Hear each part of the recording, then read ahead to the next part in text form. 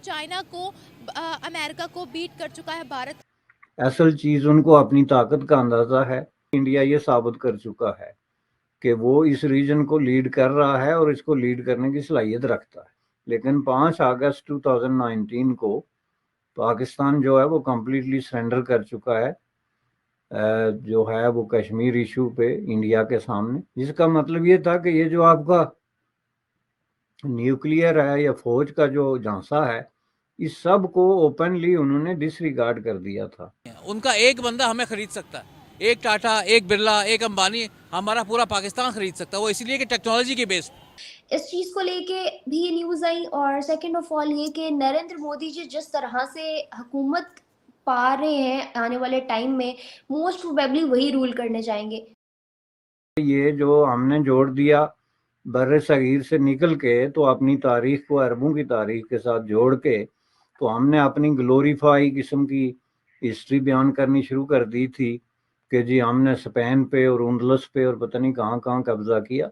तो इसी बात पे अरबों ने हमसे पूछा था कि इसमें हमसे क्या मराद है, आप कौन थे, and who you are really now, कि आप कौन हो, आपने कौन सा कब्जा किया था। उंदलस पे तो कब्जा हमने किया था, तो आप ये हम का लफ्ज किस बुनियाद पे इस्तेमाल कर रहे हैं। कि जो पाकिस्तान के दोस्त थे वो इंडिया के दोस्त बन चुके हैं, लेकिन जो इंडिया के दोस्त हैं वो पाकिस्तान उनको दोस्त बनाने पे तैयार नहीं है। जैसा कि आप जानते हैं इजराइल है, रशिया है, जबकि इंडिया जो पाकिस्तान के दोस्त है वो सब उसके बहुत ही करीबी ताल्लुकात बन गए। तो इसका मतलब है कि अब पाकिस्तान इस उसको पार नहीं कर सकता, बीट नहीं कर सकता इंडिया के साथ, इसलिए कि इंडिया जो है उनको रेसिप्रोकेट करने की पोजीशन में है।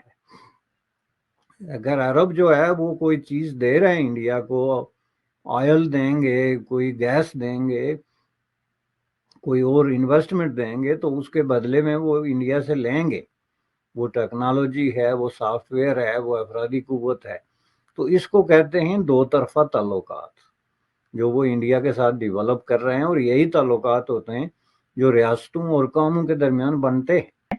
कि इंडिया की तरफ से तो बहुत ज्यादा डेवलपमेंट्स हैं, और उसमें हम देखते हैं जबकि जहां वहां पर बहुत सी समिट्स हो रही हैं और जो अरब और मुस्लिम कंट्रीज हैं उनके हेड ऑफ द स्टेट्स जो है वो वहां पर पहुंच रहे हैं। गुज़श्ता 2-3 सालों में वहाँ पे डिस्कशन ये रही है कि पाकिस्तान किस वक्त डिफ़ॉल्ट हो रहा है या बैंकरप्सी डिक्लेयर कर रहा है, या किस तरीके से एक नई अरेंजमेंट करके तो अपने जो डेट्स हैं और जो डेट ट्रैप है उससे किस तरीके से निकल रहा है। जिस तरह के इवेंट्स में, जैसे इंडिया 4 बार में कोई एग्रीमेंट कर रहा है ईरान के साथ, और उसकी वजह यह है कि इस खित्ते में जो पॉलिटिक्स हो रही है वो हो रही है इंडिया वर्सेस चाइना।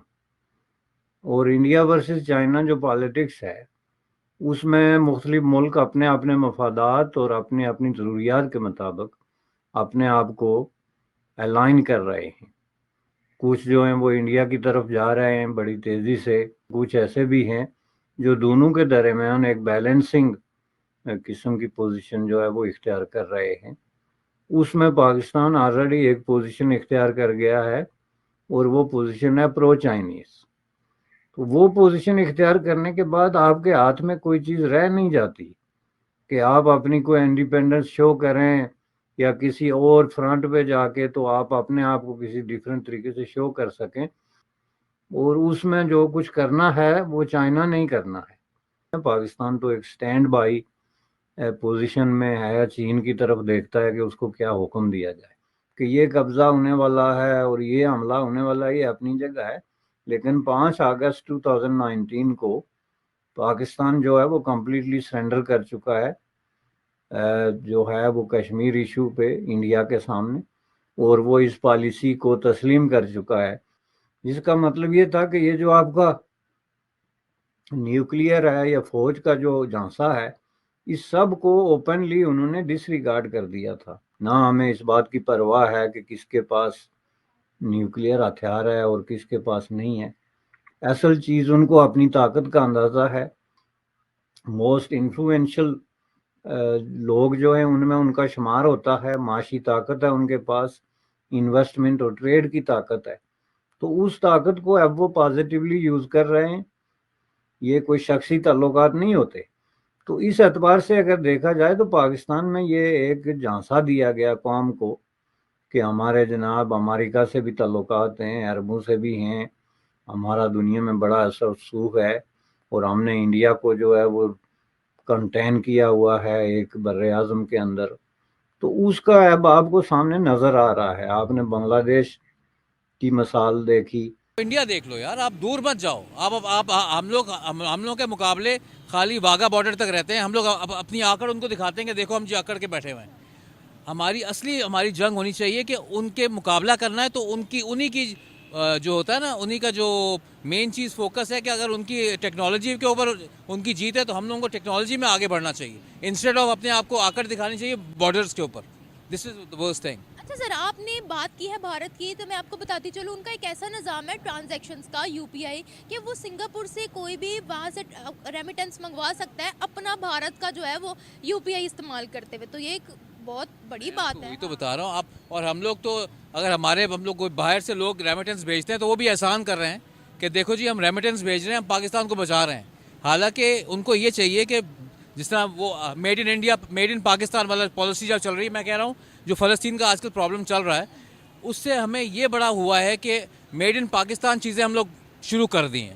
آپ ترکی کو دیکھ لیں، Turkey is going on just like that. Social media سے آپ تو یوٹیوبر ہیں، آپ کو چاہیے کہ اس چیز کو پازیٹیو لیں اور support all the positive things including the Palestine problems. Sir ابھی اگر ہم بات کریں، کیا ہماری کوئی ایسی ایپ ہے جس سے ہم باہر کے ملک سے ریمیٹنسز اپنے ہی ایپ کو استعمال کرتے ہوئے منگوائے ہیں؟ لیکن ہمارا مسئلہ یہ ہے کہ ہم جب ایک چیز بناتے ہیں نا تو جو دوسرے چور ہوتے ہیں نا وہ ہیک کرنے کے لیے اس کی ایکسپرٹیز بن جاتی ہے.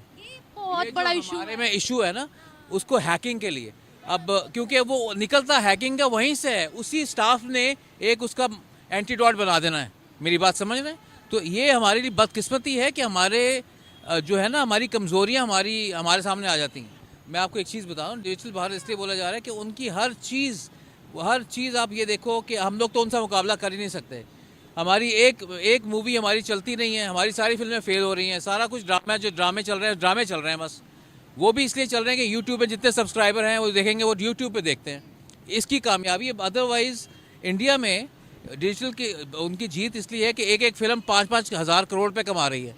ان کا ایک انڈسٹری ہمارا مان نہیں ہے. ان کا ایک بندہ ہمیں خرید سکتا ہے، ایک ٹاٹا، ایک برلا، ایک امبانی ہمارا پورا پاکستان خرید سکتا ہے. وہ اسی لیے کہ ٹیکنالوجی کے بیس. نو ڈاؤٹ ٹیکنالوجی میں تو وہ بہت آگے انہوں نے ورک کیا، اور سب سے بڑی بات میڈ ان انڈیا کی. انہوں نے میڈ ان انڈیا کا پالیسی کیا، اسی طرح ہمیں میڈ ان پاکستان کی پالیسی کرنی چاہیے. دنیا کا ایک جو اکیلا سپر پاور ہے وہ ہے امریکہ، لیکن ایک فیلڈ ایسی بھی ہے جس میں بھارت سپر پاور ہے، اور وہ فیلڈ ہے on line digital transaction. On line digital transaction کے معاملے میں جو بھارت کا UPI ہے، یونیفائڈ پیمنٹ انٹرفیس، اس سے سب سے زیادہ ٹرانزیکشنز ہوتے ہیں، اور اس معاملے میں ہمارے کوئی آس پاس بھی نہیں آتا. دوسرے نمبر پر چائنا ہے جو ہم سے 50% سے بھی زیادہ پیچھے ہے، اور یہ آنے والے سمے میں گیپ بڑھنے والا ہے. اس سے پتہ چلتا ہے کہ بھارت کے اندر ڈیجیٹلائزیشن کتنی سپیڈ سے ہو رہا ہے. اور یہ ڈیجیٹلائزیشن ٹریگر ہوا تھا کووڈ کے ٹائم پر، جب لوگ گھر میں بند ہو گئے تھے، تب لوگوں کو پیمنٹ کرنے کا کوئی بھی اپائے نہیں تھا، اور اسی دوران اس نے سپیڈ پکڑی اور اس فیلڈ میں بھارت کو سپر پاور بنا دیا.